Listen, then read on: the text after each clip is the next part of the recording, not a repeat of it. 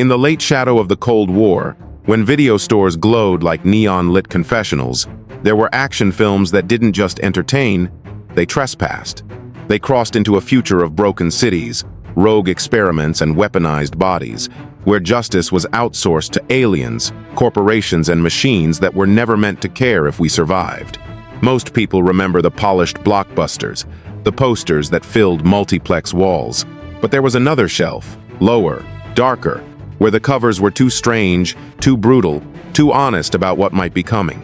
On those tapes, you'd find a silent visitor from the stars hunting human adrenaline in I Come In Peace, psychic showdowns that turned minds into battlegrounds, street-level warriors and disgraced enforcers fighting in worlds no longer worth saving, cybernetic knights wandering deserts of scrap metal and broken promises. These weren't prestige pictures. They were made fast, underfunded, often dismissed as cheap sci-fi trash. But inside the noise, there were warnings that felt a little too close, and futures that looked less like fantasy and more like a confession about what we were becoming. These are the 5 films that revealed what Hollywood tried to hide. Film 1, I Come in Peace, 1990. Behind the scenes, the production struggled against shrinking resources, script cuts, and an industry impatient with filmmakers who aimed higher than their budgets allowed. Key scenes hinting at political corruption were shortened, explorations of consciousness and autonomy were pared back. What survived was jagged, uneven but unmistakably visionary. The film didn't fail. It was clipped. It wanted its world dirty, sweating, desperate, a place where even the cops looked like they were one bad night from breaking. On the surface, it was marketed like any VHS sci-fi thriller. Big muscles, bigger guns, and an alien drug dealer tearing through Houston. The trailers leaned into noise, neon car chases, and the spectacle of a villain who looked like he'd stepped out of an industrial nightmare. It was supposed to be fun, loud, disposable, something you rented on a Friday and forgot by Monday. But underneath, the film wasn't about aliens at all. The hidden truth lay in the cracks. A city drowning in addiction, institutions collapsing under corruption, and a justice system outmatched by forces it didn't understand.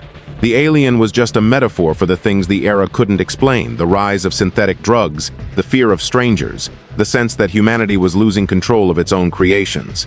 The studio buried those ideas beneath explosions, but you can still feel them pulsing under every chase scene. It's a movie about invasion, yes, but not from the sky, from within. And in its final moments, when the villain repeats, "I come in peace," the line twists into something colder. It becomes a reminder that danger never announces itself honestly. Sometimes it smiles. Film 2 Scanners. The Showdown, 1991. It opens not with an explosion, but with a stare, the kind of stare that suggests every thought you've ever had could be pulled apart like a thread. Released in 1991 and directed by Christian Duguay, Scanners. The Showdown arrived long after David Cronenberg's original had carved its place into cult history. By the time this chapter surfaced, the franchise was already fractured, stitched together by sequels that seemed smaller, cheaper, and disconnected from what made the first film unsettling. But this entry held a different tension, a sense of a world hiding its most dangerous battles behind ordinary faces. On the surface, the marketing was simple. Another psychic duel, another clash between good and evil scanners, another excuse for visual effects that flickered between impressive and improvised. Posters showed men grimacing, veins rising under their skin, eyes burning with invisible violence. It was sold as a B-movie continuation familiar enough to rent, forgettable enough to ignore. A quick product in a growing market of VHS action-horror hybrids. But the truth underneath was messier. This film was built under intense budget pressure, shot quickly, and reshaped heavily in the editing room. Scenes meant to explore the ethics of controlling minds were shortened. Character arcs became fragments. The real conflict wasn't psychic, it was behind the camera, where the series struggled to survive without its original vision. Actors were pushed into roles that demanded more complexity than the script allowed, and the tone wavered between philosophical thriller and late-night cable violence. What remains is a film that hints at something larger. The fear that identity itself can be edited, erased, overwritten. And in its final confrontation, when minds collide in a storm of light and sound, the twist isn't who wins. It's how small the victory feels. how corrupted the path has become. The showdown isn't just between scanners, it's between what the franchise once was and what the studio forced it to be. Film 3 Drive, 1997. It begins with a heartbeat that isn't human, a rhythm engineered, perfected, and weaponized. Released in 1997, directed by Steve Wang and starring Mark Dacascos and Kadeem Hardison, Drive was never meant to be just another straight-to-video action film. It had the bones of something bigger. A buddy chase thriller fused with Hong Kong-style choreography, the kind of kinetic energy Hollywood wouldn't fully embrace until years later. But in the late 90s, studios didn't know what to do with a film that moved faster than their categories could contain. On the surface, Drive was sold like any mid-budget sci-fi actioner. A man enhanced with experimental biotechnology, corporations hunting their own creation, and explosive chases across dusty American highways. The trailers highlighted the jokes, the kicks, the punches, the odd couple banter. It looked fun, disposable, even the sort of film you'd find on the lower shelf of a video rental store, half hidden behind fading plastic cases. But the hidden truth was more complicated. This film carried some of the best American martial arts choreography of its decade, intricate, ambitious, performed with a precision that rivaled Hong Kong cinema. Yet, because it wasn't backed by a major studio, its release was sabotaged by re-edits, soundtrack changes, and distribution politics. The US version was cut down, stripped of its intended rhythm, while an uncut international edition quietly revealed the film's true potential. Drive wasn't failing, it was being held back. Behind the scenes, the production wrestled with a limited budget and an industry that didn't understand hybrid genre films. Dacascos gave one of his finest performances, but Hollywood wasn't ready to take him seriously. The film became a casualty of timing. Too American for Hong Kong purists, too Hong Kong for American executives. What should have been a breakout moment turned into a buried reel, discovered only by those who looked for it. And when the film ends, you feel something rare, the sense of having witnessed a future that never arrived. A path action cinema could have taken, but didn't. Film 4TC20001993. It opens in a world where survival has been privatized, where the wealthy retreat underground and leave the surface to rot. Released in 1993 and directed by T.J. Scott, TC2000 looks at first like another low-budget dystopian action piece, neon smoke, recycled sets, and a future sketched in wires and dust. But beneath that rough exterior is a film shaped by the anxieties of its era. Environmental collapse, class division, and the fear that technology wouldn't save us, but instead draw the line between who gets to live and who gets left behind. On the surface, it was marketed as a martial arts sci-fi hybrid with Billy Blanks as its centerpiece, supported by Bolo Yeung and Jalal Murhi, icons of the era's VHS action culture. Posters promised roundhouse kicks against cybernetic threats, battles in shadowy corridors, and a world where justice could still be delivered with a punch. It was sold as escapism, adrenaline, a straightforward fight through the future fantasy. But the hidden truth was far more uncertain.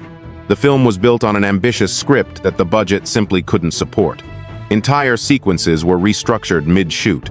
Concepts meant to explore class warfare and eco-collapse were trimmed or rewritten. The production relied on found locations and improvised effects, pushing the cast into choreography that had to be adapted on the fly. And behind the camera, there was a constant tension between the filmmaker's aspirations and the producer's restrictions, a tug-of-war that shaped every frame. What emerged wasn't a polished blockbuster, but a raw artifact of early 90s genre filmmaking. A film that tried to say something about the future, even as it stumbled over the constraints of its present. There are moments of grit, sincerity, and unintentional honesty, flashes of what could have been a deeper story about power and abandonment. Instead, it became a time capsule of a future, imagined cheaply but felt deeply. And when the credits roll, the final twist is clear.